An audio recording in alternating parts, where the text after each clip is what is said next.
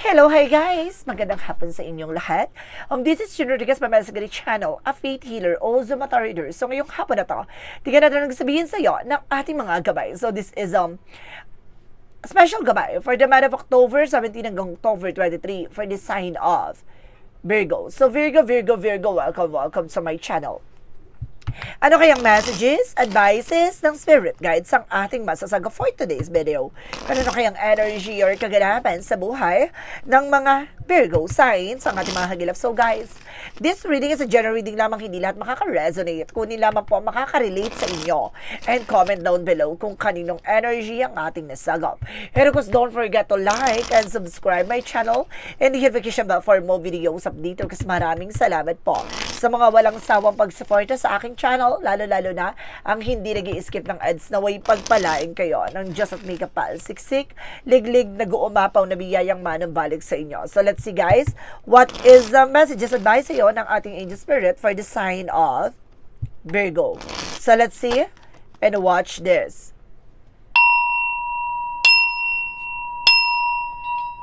Ano kaya kaganapan sa buhay ng mga Virgo signs ang ating mga hagilap? So guys, ito na. At tutunghayan natin at bubulubugin natin yan. No? So let's see what is the messages advice sa ng ating angel spirit for the sign of Virgo. Angel spirit, let's get information po. Oh my goodness. The Eight of Wands. So something of travel. No? Past communication. And there's something transactions. Moving forward. At the same time, this is something a lot of messages, phone calls coming in for you. At bibilis tong takbo ng eksena. This is something of progress na rin sa kung ano man yung hinihintay nyo. There's something a movement or something actions. And this is something rushing, no? Parang bibilis na ang takbo ng eksena. No? At magkakaroon ka na ng kalayaan, no, sa posibilidad na kung ano man yung mga bagay na parang nakakulong ka sa sitwasyon or feeling stress or depression, no? Kumbaga papakawalan, aalisin yan. And this is something that Seven of Swords that you are also protected.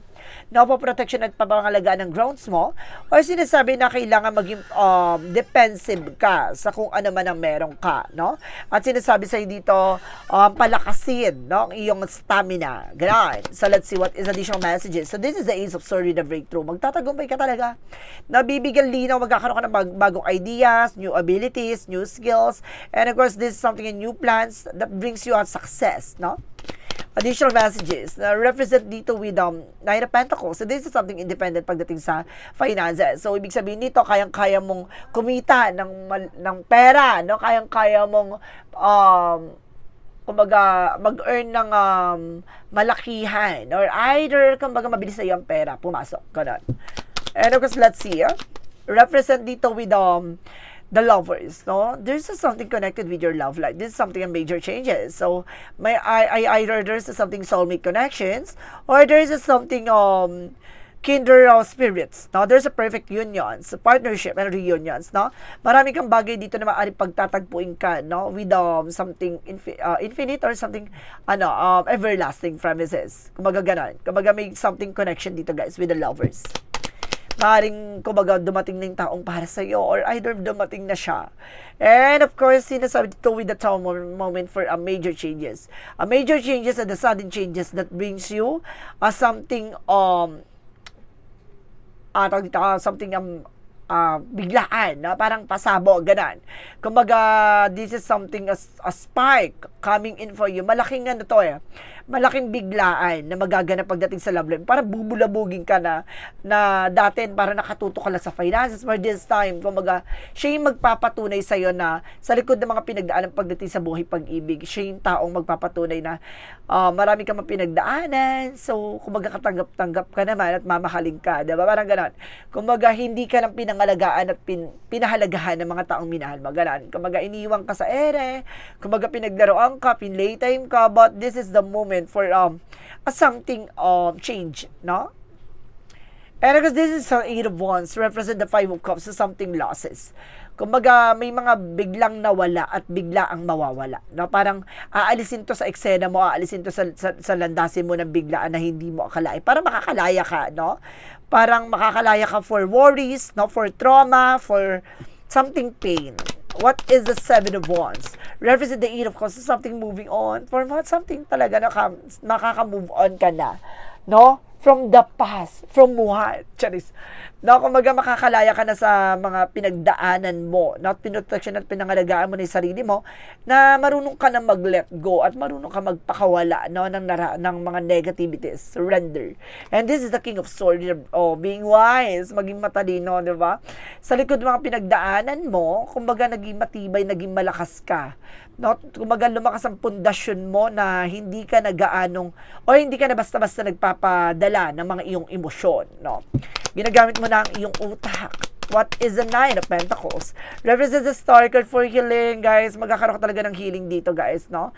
Pagdating sa finances, this is something in hope, na parang kumbaga dahil dyan, ito na yung kabayaran, no, ng mga pinaghirapan mo. And this is the Seven of Pentacles, represent something harvest times. Talagang kung ano man yung mga bagay na ginawa mo, no, kumbaga may kaakibet na consequences yan. So, ibig sabihin, kung naging maganda ang ginawa mo from the past, magiging maganda rin ang kalalabasan niyan, no, sa kasalukuyan. Kumbaga, even sa love life, na kumbaga nasaktan ka, nabigo, iniwan, gano'n, diba? Kumbaga sinasabi dito, na this is the moment na para, diba, punan naman yung na ibinigay mo. No? Kumbaga, ito na yung panahon at pagkakataon na ikaw naman yung mahalin. There's something bounce back. That's our moment. Represent what? Represent the Eight of Pentacles for something of focus, no? Habaan mo yung pasensya mo dito dahil may mga biglaan pa magbabago. No, hindi mo man to ginusto pero ibinibigay sa'yo. Ang ganda. The Eight of Wands is the Five of Cups. So, this is something you have first card. Oh, see? Bubuhay ng katawan lupa mo dito, kuya, sir, madam. Oh. But this is something feminine energy, no? With the Taurus sign. So, maaring konektado ka with the Taurus. Okay. So, this is something a Taurus signs or Capricorn, Virgo, Capricorn, Taurus, Virgo. So, ibig sabihin, Earth sign kayo. Talagang may connected kayo dito. And this is something and information na maaaring kumbaga magkaroon ka ng bagong eksena, na bagong simula, parang, di ba, parang magiging maaliwalas na ang iyong pakiramdam, ganon. The Seven of Wands is the Eight of Cups, represent the Ace of Cups, so something in new love coming in for you. May bagong pag-ibig talaga, or something na maaaring ibalik ang kilig, na? The Ace of Swords is the King of Swords, represent the Hierophant. For this is something a lesson learned. Kung may mga bagay na kailangan matutunan, nasa mga pinagdaanan mo, putulin mga walang kaugnayan sa'yo, o yung mga bagay na hindi nagsiserve sa'yo, maging matalino at maging wais na, no? Matuto ka na sa mga pinagdaanan mo, dahil kuya, sir, madam. Diba? Hindi na laro ang buhay, no? Wala mo na playtime. The Nine of Pentacles, because the Star card represent the Knight of Swords with something mental activities, no? Kumbaga maraming tatakbo sa isipan mo, kumbaga magkakaroon ka ng bagong ideas, bagong plano, no? Mga bagong opportunities na gusto mong maisakatuparan. And this is something that changes talaga na mga gaganap na hindi, kumbaga, hindi nawala yung, kumbaga, tiwala mo sa sarili mo. Mas lalo ka pa dito naging greedy na may sakatuparan tong gusto mo mangyari. No? Kasi mabilis talaga pumasok sa yung finances. But eventually, guys, no, may mga bagay lang talaga na nawala yung gana at nawala rin talaga yung eksena mo dahil din sa mga nangyari sa'yo. Or may mga biglaan talagang pangyayari na hindi mo in-expect. So parang, 'di ba, nag-collapse. The Lovers because the Seven of Pentacles represent the Three of Wands. So there's something foresight na may mga pasilip sa iyang ating angel spirit. There's something trouble. No? Maaring foreigner tong tao na to, or maaring kumbaga nasa ibang bansa o nasa ibang lugar siya. Or either this is something moving forward, no, for planting, for engagement, for wedding, no, maano talagang higher level of commitment dito. Let's see what is the additional messages. Or papasok na kayo sa ano ba yun, sa may level na yung relationship. And their tower moment, because the Eight of Pentacles represent the Nine of Wands. So this is something slowly but surely, no, kumbaga mag-focus ka na sa ginagawa mo, na bigla ang pagbabago, at yung pagbabago na yung dahan-dahan lang. No, dadahan-dahanin ka the way na parang slowly but surely. Ganun. Diba? Ganun siya doon. So, let's see what is the outcome. So, this is the Four of Pentacles. So, saving money, protect your power, protect your energy, protect your territory. Hold on to the people. And because this is something na magdadala sa iyo ng ng something protections, no, pagdating sa finances and career, and of course ang love life. This is something security, additional messages. And this is something temperance. See, temperance for a perfect time with the King of Cups. This is the moment na makilala mo itong tao na to na devoted and supportive person. This is something mature, compassionate male. No? Or either this is a person na malakas ang ano, no? Malakas ang dating, no? Kumbaga itong tao na to, napaka-diplomatic, napaka-family-oriented, ganon. And this is something the devil card. Mag-ingat ka lang. Kumbaga, ganon, kumbaga, alam mo guys, sa eksena mo, walang ano, hindi pwedeng walang ano, walang kontrabida. There is something the devil card. No, it's a something toxicities. Just be aware guys. Additional messages. Additional messages na pagdating sa career and finances. So, this is the Page of Cups and of course the Page of Pentacles investment. Makinig ka sa intuitions mo. Pagdating sa business, wala kang problema. Magiging maganda ang eksena nito. Ang kahinaan mo dito, love life. And because this is something the moon card for truth reveal. Ipapakita sa iyo katotohanan at yung mga bagay na matutupad mo with the dream coming true. Additional messages pagdating sa love life. Oh, see, sabi ko na sa iyo pagdating sa love life talaga, there's a ton of sword, sabotage, backstabbing, no? And betrayal. Talaga meron talagang ano, no? May sumisingit talagang kontrabida. There's a two of wands by choices. Laging may pagpipilian, laging option. Ganon. Bakit ganon? Additional messages. So, this is the Knight of Sword. Kumbaga nagbibigay ng stress, depression sa ito. And there's a Page of Wands with good news. Huwag ka mag-alala, magiging priority ka rin niya. Oh. Additional messages. No? Pagdating sa health, there's a Ten of Wands, not something burden. No, kumaga, masyado ka kasing workaholic, kaya marami ka nararamdaman sa katawan. And this is a Six of Pentacles. So, give and receiving something by the universe, no? Kumaga, maging ano ka rin, no? Masyado ka kasing ano kumaga, give ng give mo. Lakas maka charity, gano'n. Kumbaga, sponsor. Kumbaga, kailangan dito, guys, natutukan mo rin yung health mo. Additional messages. With the magical fairy messages. Magical fairy messages represent what? Represent new home is coming your way. So, magkakaroon talaga ng bagong bahay, no? Moving is a step in the right direction for you. And this is something patient. O, see, habaan ng pasensya mo. Patient, please. Double clarification. No, kung gusto mo may isa katuparan, gusto mo mangyari, no? Ang hinahangad mo at talagang minimithi mo, kumapit ka. Dahil ilalayag ka niya. So, let's see what is a yin and yang oracle card. And there is a fulfillment and wishes coming true. So, may mga bagay na matutupad na at may sasakatuparan talaga. And this is something spirit gave and ancestor guides. Now, meron dito mahal mo sa buhay na yumao na maaaring ginagabayan ka or there's something gabay. No? Oh my God, there's a third eye. So, this is something sixth senses. No? Malakas talagang ano mo dito, guys, no? Pakiramdam. There's something vision and intuitions. Additional messages. So, this is something vanity. Alisin niyo yung pride, non-ego. Even yung mga ano, yung mga luho, no? Yung ganon. Ito yung vanity na to. Yung luho, yung bisyo, alisin niyo yan. So, let's see what is the synchronicities. For synchronicities, let's see. Represent dito with a sister. Oh, connected with your sister or sister ng person mo. But there's a sister na maaring involved dito. And this is something retreat, not disconnect from the world. And this is something lost. No? May mga bagay na nawawala talaga. Oh, and this is something beauty. Ibabalik ang gandang hindi mo inakala. Charis. Kumbaga, ibabalik yung sigla at ganda mo. Or, kumbaga, ibabalik yung ganda ng itsura ng asawa mo. Charis. Kumbaga, magiging maganda ng takbo ng eksena dito, guys. With a beauty. So, maaring isa din sa traidor dito yung kapatid mo, no? Maaring sinusulsulan yung person mo or sinusulsulan ka, no? Ganon. And there's a lies, no? Maraming kasinungalingan, no? There's a lies. And there is something feminine. See, there is a friend, sorry. There's a friend influence. No, meron ditong influence din ng mga kaibigan. And this is something between the lines. Look for the hidden, no? Kumbaga meron talagang nakatago. Meron talagang lies kasi sinungalingan. No, especially with the friends. Meron talagang mapanira, no?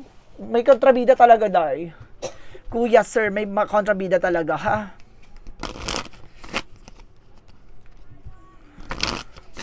So, let's see what is the money move oracle deck. And this is something winning. Don't you worry, papanalo mo to. Don't spend everything at once. Sooner or later, luck comes to everyone. Talaga ibibigay to sa'yo, no? Kumparas to sa'yo. And this is something, past changes. No? Biglaan talaga. Diba? Bibilis talaga to. There's something speed up. Bibilis talaga takbo na eksena na to. No? At magmamadali na. Parang ganon. Hurry up. Parang hurry up. So, let's see what is the energy. And there's the door to the personal healing and happiness. Nabukas ang pintuan para sa kagalingan at kaligayahan. 7 siya ka Archangel Uriel about sa finances. Ooh, ginagabayan ka na ating Archangel Uriel. And this is something angel of balance. So, kailangan maging balance physically, mentally, and emotionally. For Archangel, Michael messages.